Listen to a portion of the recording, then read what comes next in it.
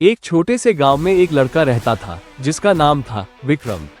विक्रम की आंखों में सपने तो बहुत बड़े थे, लेकिन उसकी जेब में सिक्के बहुत कम।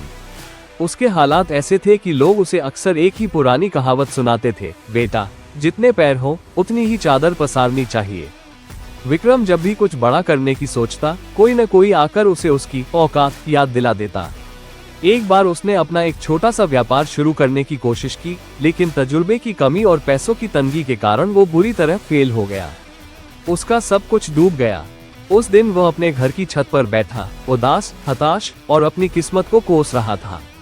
उसके पास बस 3 रास्ते थे, 1 रोता रहे और हार मान ले, 2 जैसे तैसे जीना सीख ले, समझौता कर ले, 3 या फिर अपनी टूटी हुई हिम्मत को बटोरे और इतिहास रचने की जिद पकड़ ले।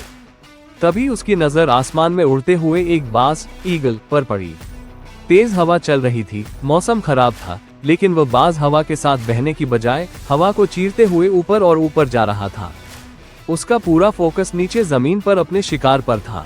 उसे न तूफान की परवाह थी, न ऊंचाई का डर। विक्रम के दिमाग में एक बिजली सी कौन थी। उसने सोचा, अगर यह पक्षी खराब मौसम में छुपने की जगह बादलों से ऊपर जा सकता है, तो मैं अपनी मुसीबतों के आगे घुटने क्यों टेक रहा हूँ। मुझे अपनी चादर के हिसाब से पैर नहीं सिकोड़ने, मुझे अपनी चादर ही बड़ी करनी है। विक्रम ने फैसला कर लिया। वो अगले दिन उठा, लेकिन रास्ता आसान नहीं था। उसके पास न तो कोई नक्शा था और न ही कोई गाइड।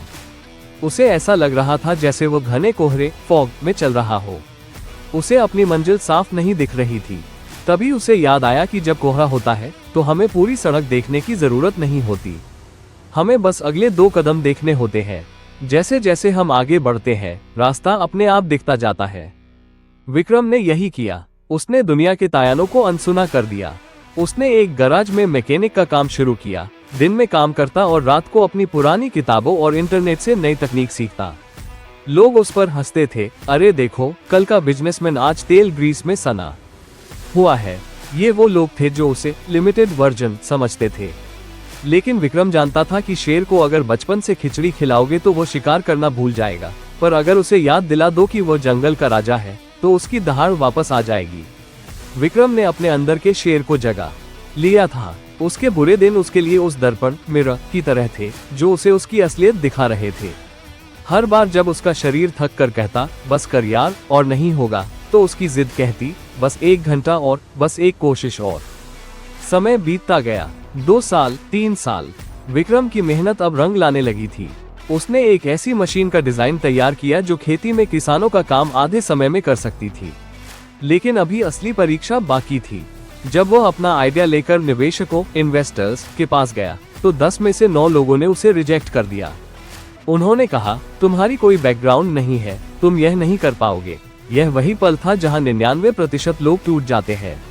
लेकिन विक्रम, उसे तो इतिहास रचना था। उसने खुद से वो 2 सवाल पूछे, मैं जी क्यों रहा हूँ? जवाब आया, कुछ बड़ा करने के लिए। क्या मैं अपने मकसद के बिना जी सकता हूँ? जवाब आया, बिल्कुल नहीं। उसने ठान लिया कि अब दुनिया साथ दे या ना दे, वो खुद अपनी मेहनत पर यकीन करेगा। उसने अपनी जमा पूंजी और कुछ दोस्तों की मदद से उस मशीन का प्रोटोटाइप बनाया और उसे गांव के किसानों को फ्री में इस्तेमाल करने दिया। मशीन इतनी जबरदस्त थी कि देखते ही देखते उसकी चर्चा पूरे जिले में फैल गई। जो निवेशक उसे धक्के मारकर निकाल रहे थे, अब वही उसके दरवाजे पर लाइन लगाकर खड़े थे। आज विक्रम वही लड़का नहीं था जिसे लोग ताने मारते थे। आज वो एक ब्रांड बन चुका था। उसने साबित कर दिया था कि इंसान की जेब खाली हो सकती है, लेकिन अगर उसकी जिद भरी हुई है तो वो दुनिया हिला सकता है। उसने अपनी उदासी के बादलों को हटाकर खुद का वजूद साबित किया। उसने दुनिया को दिखाया कि परिस्थितियां चाहे कितनी भी विपरीत हो, अगर आप जिद्दी हैं, तो आप इतिहास रच सकते हैं। कहानी का सार, मॉरल, दोस्तों, आपकी जिंदगी में भी वो विक्रम छुपा है। लोग आप पर कीचड़ उछालेंगे, हालात आपको तोड़ेंगे, लेकिन याद रखना, जैसे सर्दी की सुबह में कोहरा छटने का इंतजार नहीं किया जाता, बस चला जाता है, वैसे ही सफलता का इंतजार मत करो। अपनी चादर छोटी मत करो, बल्कि मेहनत करके अपनी चादर बड़ी करो। जब भी टूटने लगो तो आईने में खुद को देखो और बोलो, मैं साधारण बनकर मरने के लिए पैदा नहीं हुआ हूँ, मैं इतिहास रचने के लिए आया हूँ। उठो, जिद पकड़ो और अपनी कहानी ऐसी लिखो कि आने वाली पीढ़ियां उसे पढ़कर गर्व करें।